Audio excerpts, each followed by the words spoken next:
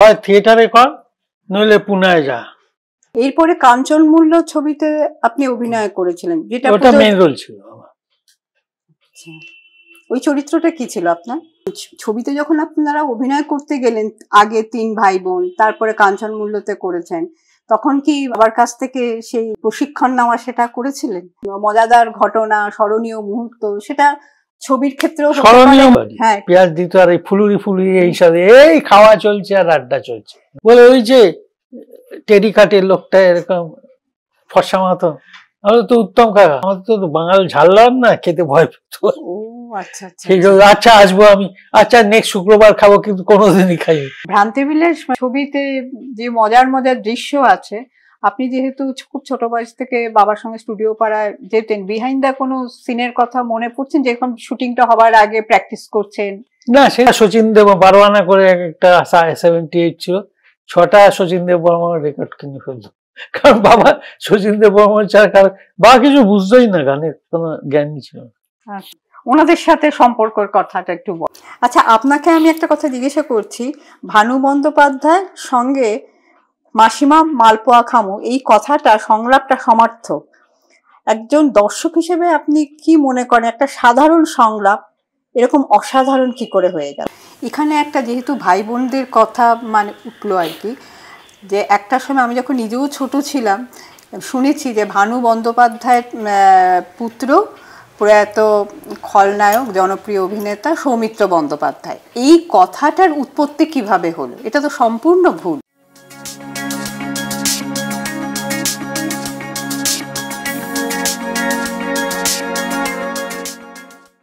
এটা ও বলতে পারবে, আমার বিন্দুমাত্র আমার ধারণায়। তবে আমার মনে হয় ওর ডাকনাম ছিল নানু, তো ভানুর ছেলে নানু হবে, এইভাবে সবাই বলে। আপনারা কখনো এটা সম্মুখীন হয়েছে? হ্যাঁ, ওর বাড়ির ওপরে মৌসুমি থাকতো, আমরা 2-4 বার গেছি, আমাদের দেখলেই দরজা বন্ধ করে দিত। যদি জিজ্ঞেস করি তোর কোন কালের বাবা ভানু, যদি সেই ভয় বন্ধ। এইটা ঘটলো কিভাবে? কেউ একটা স্টার্ট করেছে, ও কখনো হ্যাঁ না বলতো না আর কি, তাতে লোক আরো ভেবে নিয়েছিল তাহলে বোধহয় সত্যি। আচ্ছা আচ্ছা, আপনারা 3 ভাই বোন কেউ তো অভিনয় এলেন না? ছোটবেলায় করেছেন। না, বাবার ছিল যে হয় থিয়েটারে কর, নইলে পুনায় যা। আচ্ছা, না শিখে ভানুমানের ছেলে বলে যে অ্যাক্টিং এ সেটি হবে না। আমি পুনায় গিয়ে তখন বাবার বেশ খারাপ টাইম, মানে ওই ফিল্ম লাইনে বাবা ব্ল্যাক লিস্টেড হয়ে গেছে। আপনার ছোট ভাই বোন ওনারা পেশায় কি করেন আর কি, ওনাদের পেশা কি? আমার ভাই তো সায়েন্টিস্ট, ও ওয়াটার পলিউশনের মানে পলিউশন ইপিএ তে কাজ করে আমেরিকায়, শিকাগোতে। আমার বোন হাউস ওয়াইফ, পড়াতো, টিচার ছিল বিদ্যাভারতীতে।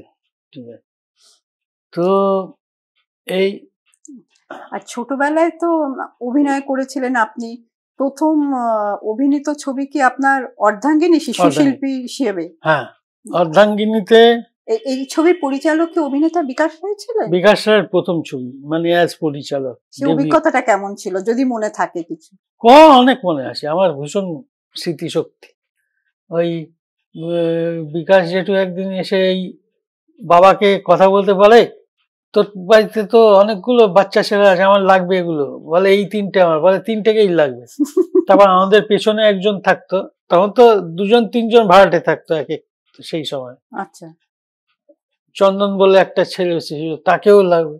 এইবার আমার দিদি, যে পিস্তল দিদি ডাকলাম বলি, লক্ষ্মী আর কি, ও অনেক ছবি করেছে, ও সোনার হরিণ, তারপরে গোপাল ভাঁড়, কি নাম, লক্ষ্মী গাঙ্গুলি ছিল সেই সময়, তারপর চাঁদ সদাগর, অনেক ছবি করেছে, দেখতেও ভালো ছিল আর পেয়ে যেত অনেক। তো একসঙ্গে 5 জন পেয়ে গেল, বেশ ভালো। বাবা বল বাহ খুব ভালো হলো, আর 2জন বাইরের ছিল। তো ওখানে 5 জন লোকের 5 জন স্ত্রী, একটা পরিবার আর কি। সেই পরিবারে নানা রকম হাসির ঘটনা মজার, এই নিয়ে অর্ধাঙ্গিনী ছবি। পরিচালক হিসেবে কেমন ছিলেন বিকাশ রায়? সাংঘাতিক ভালো। আমার একটা সিন ছিল, মাস্টার বুলু বলে একজন ছিল, সে হচ্ছে পাহাড়ি সান্যাল আর সুনন্দা ব্যানার্জির ছেলে, তার পৈতে হচ্ছে। আর তার কাকা মানে আরেক ভাই হচ্ছে জীবেন বোস, সে জানলা বন্ধ করে কাটলেট চুরি বানাচ্ছিল, কাটলেট চুরি 10-12টা কাটলেট খাচ্ছে। তো মঞ্জু দে হচ্ছে আমার মা, মানে সিনেমা। তো আমায় বলেছে পাহারা দে, আর হাতে একটা লাঠি ধরিয়ে দিয়েছে। তো পাহারা দে, কেউ এলে আমায় বলবি এসছে। আমার আগের থেকে লাঠি ঠক ঠক করে জানলায় দিয়ে দিবি আসছে, আমি তখন লুকিয়ে ফেলবো আর কি।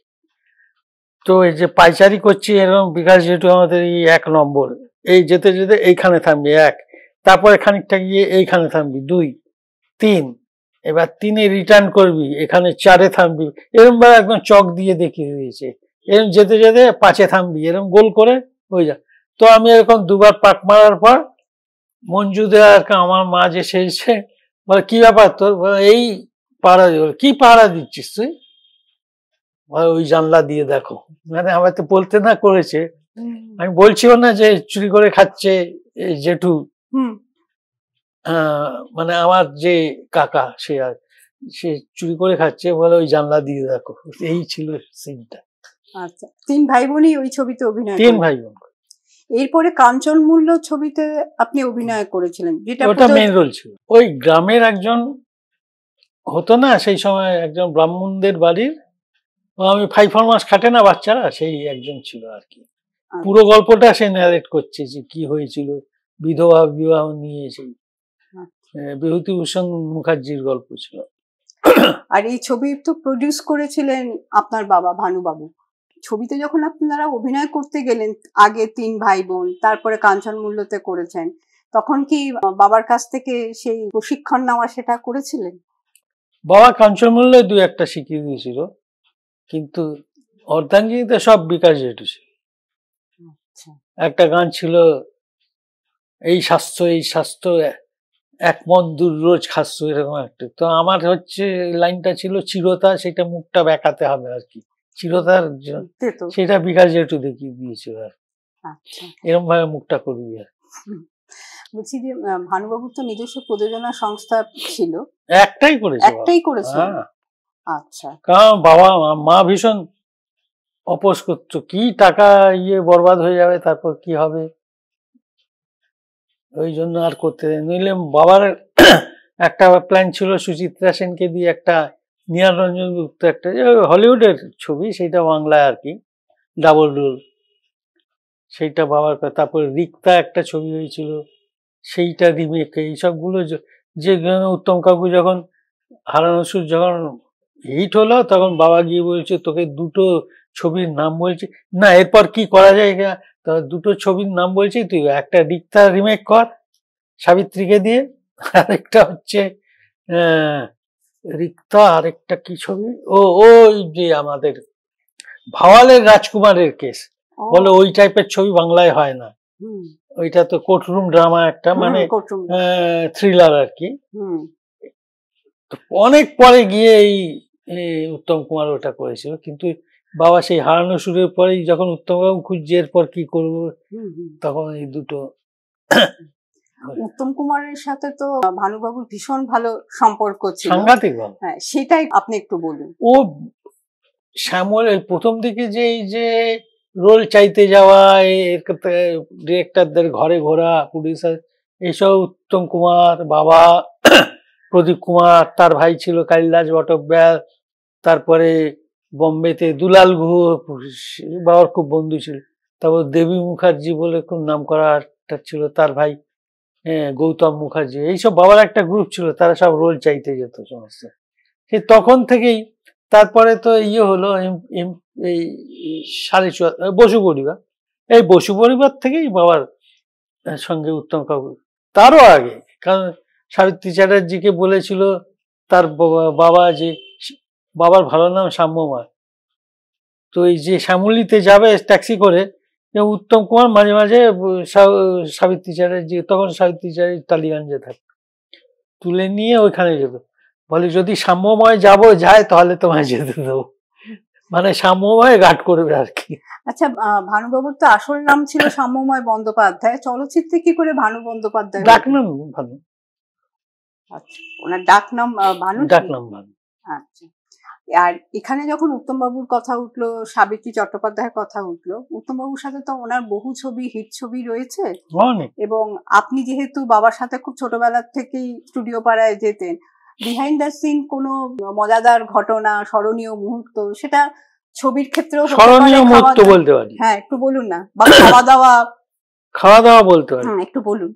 খাওয়া দাওয়া হচ্ছে যে আগে তো ফিল্ম লাইনের লোকদের এমনি গৃহস্থ বাড়ির লোকরা হেড করতো, মানে ছোট জাতের এরকম আর কি, যে সিনেমা যারা করে তারা সেই সময় হ্যাঁ আমাদের ওই সময় ছোট ভাই, আমার বন্ধু বান্ধবী তাদের মা হয়তো বলছে বায়োস্কোপে ওর বাবা বায়োস্কোপে বেশি মিশবি না ওর সঙ্গে, এরকম। তো তখন ওই শুটিং হয়ে গেলে ওই স্টুডিওতে যদি ছবি বিশ্বাস, ভানু ব্যানার্জি, জহর রায়, উত্তম কুমার এসে যদি এক হয়ে গেল, 40-50 জন 17 ইঞ্চি বসে একদম আড্ডা হতো, 9টা-10টা অব্দি আড্ডা হতো। সে হয়তো 6টায় প্যাক আপ হয়ে গেছে, আর ধামা করে মুড়ি আসছো টালিগঞ্জে, তাতে তেল দিত আর পেঁয়াজ দিত, আর এই ফুলুরি এইসব এই খাওয়া চলছে আর আড্ডা চলছে, নানা রকম খেলাধুলো, ম্যাক্সিমাম খেলা আর সিনেমা।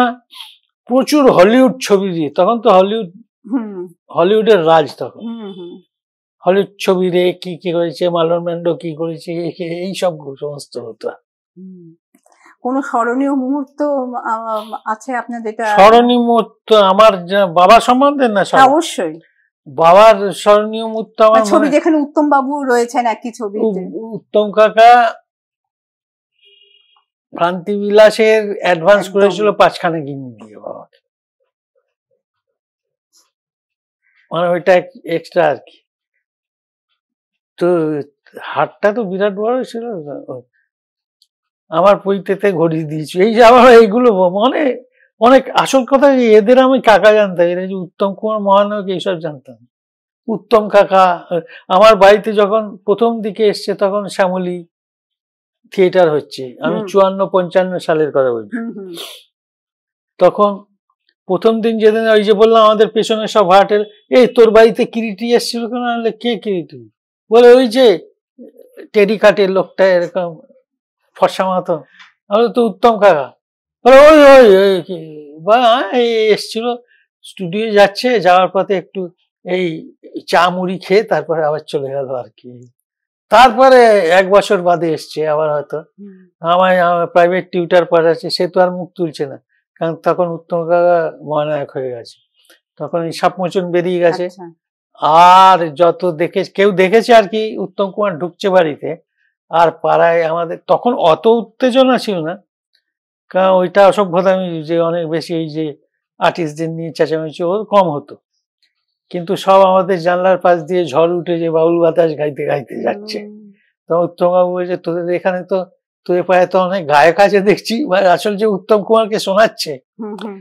তারপরে যারা কিরিটি বলছে বলে এই উত্তম কুমার, তখন উত্তম কুমার হয়ে গেছে। আর এখানে আপনাদের বাড়িতে যখন আসতেন উত্তম বাবু, কি ধরনের খাওয়া দাওয়া করতেন, বা আপনাদের বাড়ি কোন রান্নাটা খেতে বেশি পছন্দ করতেন? না, উত্তম কুমার আমাদের বাড়িতে ওই যে চিড়ে মুড়ি, ওই সব টাইপের, চিড়ে ভাজা বা এরকম স্ন্যাক্স টাইপের। আমাদের বাড়িতে যে রান্না খাবার সেটা উত্তম কুমার খেতেন না, কারণ আমাদের তো বাঙাল ঝাল রান্না খেতে ভয় পেত। সেই জন্য আচ্ছা আসবো আমি, আচ্ছা নেক্সট শুক্রবার খাবো, কিন্তু কোনোদিনই খাই। ভ্রান্তি বিলাস ছবিতে যে মজার মজার দৃশ্য আছে, আপনি যেহেতু খুব ছোট বয়স থেকে বাবার সঙ্গে স্টুডিও পাড়ায় যেতেন, বিহাইন্ড দা কোনো সিনের কথা মনে পড়ছেন, যেরকম শুটিংটা হবার আগে প্র্যাকটিস করছেন?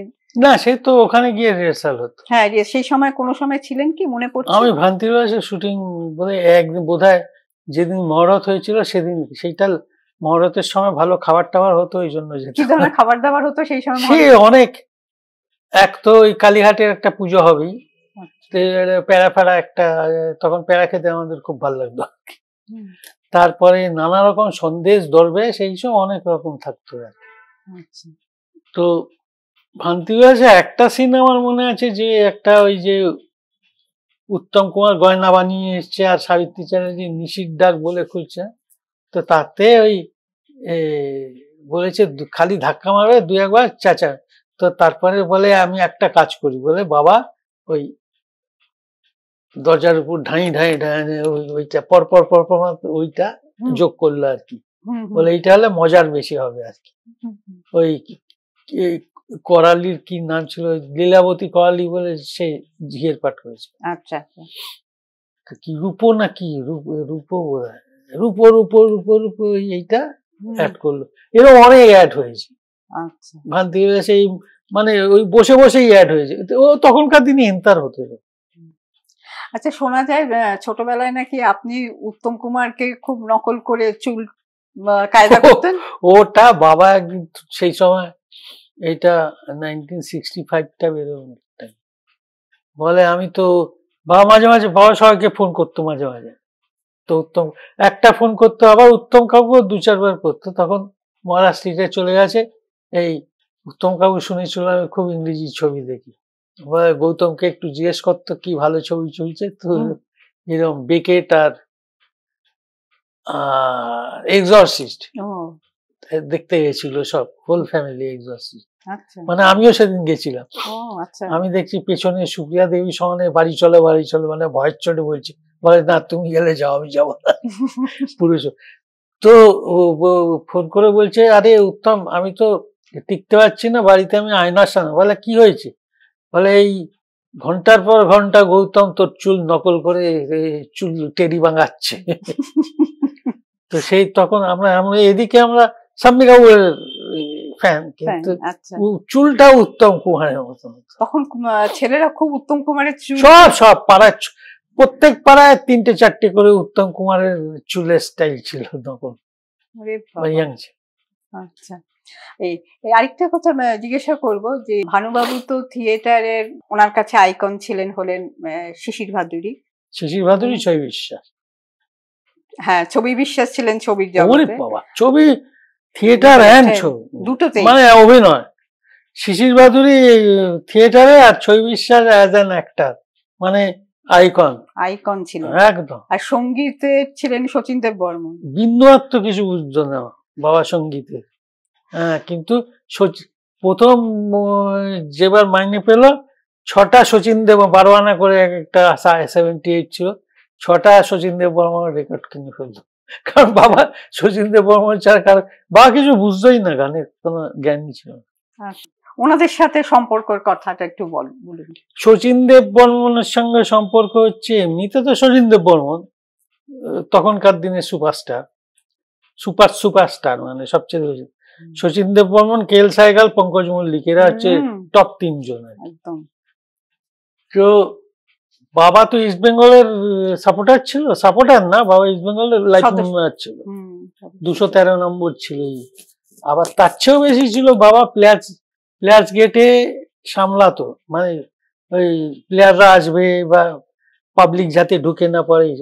তো তখন প্রায় প্রত্যেক দিন, এইটা আমি বলছি 1942-43 এইসব টাইমের আর কি, প্রায় প্রত্যেক দিন শচীন দেব বর্মন দেখতে যেতেন খেলা। শচীন দেব বর্মন, সুরসাগর হিমাংশু বিশ্বাস, আর এখানে রেকর্ডের দোকান, তারপরে হারমোনিয়াম দোকান আছে মেলোডির সুশীল দে, এরা 3 জন একসঙ্গে খেলা দেখতে।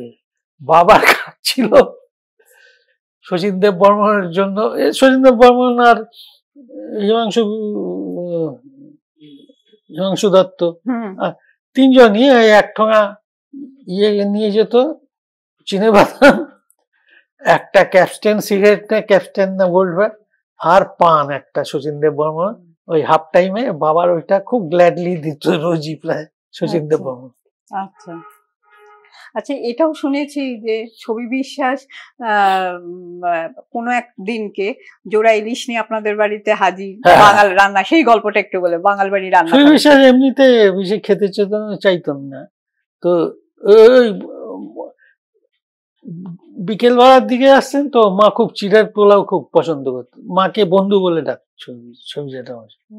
হ্যাঁ, তো ওই চিড়ের পোলাওটা কি হয়েছে নাকি চিড়ের পোলাও আজকে, ওই চিড়ের পোলাওটা, তারপরে একটা ওই মা ওই ফিশের কাটলেট টাইপের, সেই সময় তো চপ কাটলেটের খুব চলতো। কাটলেট ছবি খেতে খুব ভালো আসতো। মানে আমাদের যে কাঞ্চনমূল্যে শুটিং হতো প্রত্যেক দিন বাবা ব্যবস্থা করেছে, স্কাই রুম থেকে হ্যামস অ্যান্ড সসেজ আসতো।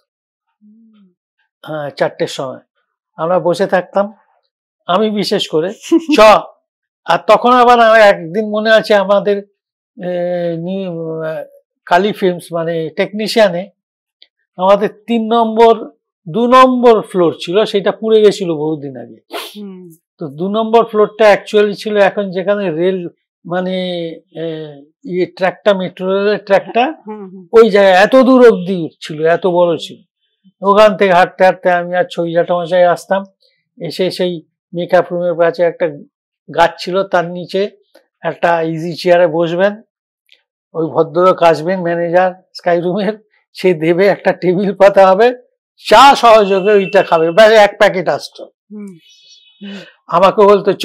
এরকম আমরা আসছি দেখছি একদিন, এই তখন রবীন্দ্রনাথের 1961 রবীন্দ্রনাথের 100 বছর হচ্ছে, আর প্রচুর ছবি হচ্ছে রবীন্দ্রনাথের। তো তখন সত্যজিৎ রায় সমাপ্তির শুটিং হচ্ছে ওখানে। আচ্ছা, তখন ওই গীতা দিয়ে অপর্ণা সেন সব শুটিং করছে। তো ছবি বিশ্বাস বলে, এই ছবিদা একটু দাঁড়িয়ে যান, 1 কাপ চা খেয়ে যান। বল না না আমি যাচ্ছি। বল না একটু দেখে যান। তো ছবি জ্যাঠামশাই চলে গেল, দাঁড়িয়ে দাঁড়িয়ে দেখলাম অপর্ণা সেনকে ওর মা মেরেছে, তারপরে খেতে ডাকছে, তারপর মানে আসছে না, তারপরে আবার ওই ছবি জ্যাঠামশাই খেলে আমাকে বলে নে খা বলে গুনে গুনে 4টে পিস দিত, মানে বেশি খাস না পেট খারাপ হবে। আর আমার লোভ হতো বাকি পুরোটা ছবি জ্যাঠামশাই। উনি খুব খেতে ভালো খাবার। আরে বাবা একদম। আর জোড়া ইলিশ এনে কি আপনার মাকে বলেছে রান্না করার জন্য? এই তো বাঙাল বাড়ির ইলিশ খেতে চাই আমি, কিরম হয় দেখি।